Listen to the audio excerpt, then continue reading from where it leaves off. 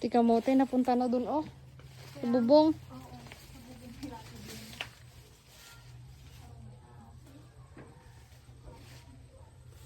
Ang dami, oh. Ano bang masarap na luto dito?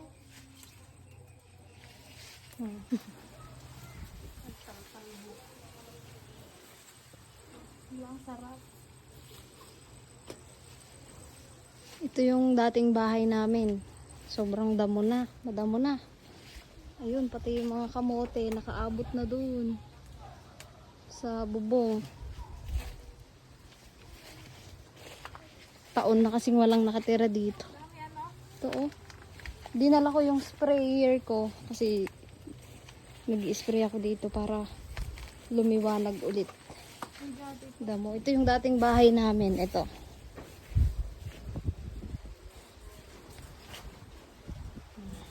Iba na yung itsura ngayon.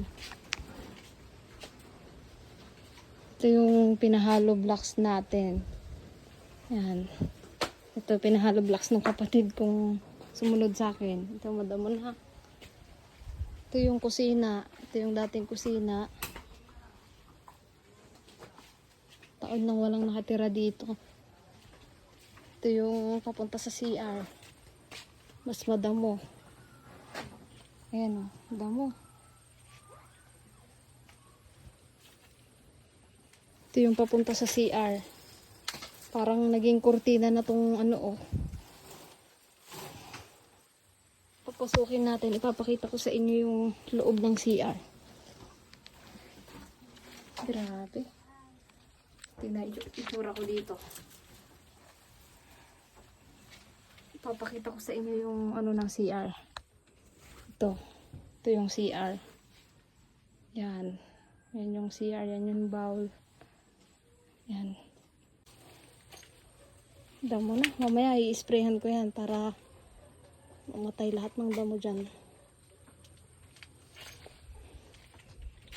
Ito yung dating kusina. Ito, may kwarto dito.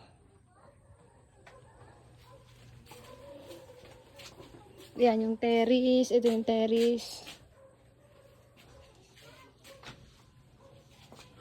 Ito, dito yung daan papunta sa pinagawa kong bahay dati. Yung maliit lang na bahay. Madamo na rin dito sa daan papunta doon. Ayan, oh. Yan. Nabuhay na yung mga mangga, oh. Ito yung pinagawa kong bahay dito na mayroong lababo. Tsaka may banyo na rin. Ayan. Yan yung pinakang banyo. Pinakang CR niya sana. Tapos ito yung pinagawa kong lababo. Tinubuan na rin ng papaya. Yan. Ito yung pinakang sala niya sana. Dito kusina. Napakaliit lang. Tiny house lang. Isahan lang talaga. Ito yung kwarto. Yan. Liit lang nito. Naka 0.5 lang kaya parang ang lawak. Nung umalis ata ko dito, ang tumira dito yung kuya ko. Kaya may mga damit panlalaki, oh. Yan. Dito ako dati nakatira. Yung pinto, sira-sira na din. Ito yung gusto kong kunin, istante. Yan, oh. Lagay ng damit ko dati. Ito lang. Ako pa gumawa nito. Ako pa nga gumawa nito, eh. Tsaka to. Parang magbintana. Matibay din, oh.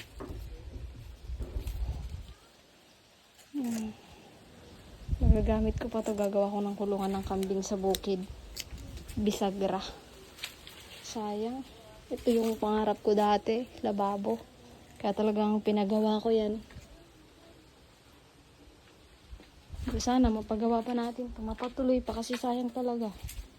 Ito yung i-sprayhan ko mamaya. Yan, bahayan ng ate ko. Sira-sira na din.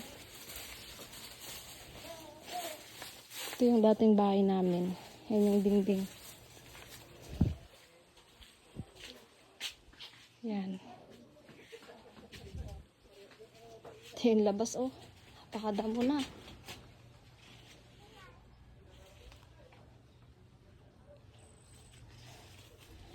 So, yun lang ang update. Yun lang ang update muna dito. I-update ko ulit kayo kapag na-sprayhan ko na. Ito yung sprayer. Dala ko. I-update ko kayo kapag natuyo na yung mga damo dito. Babalik ulit ako dito. Bibisitahin ko.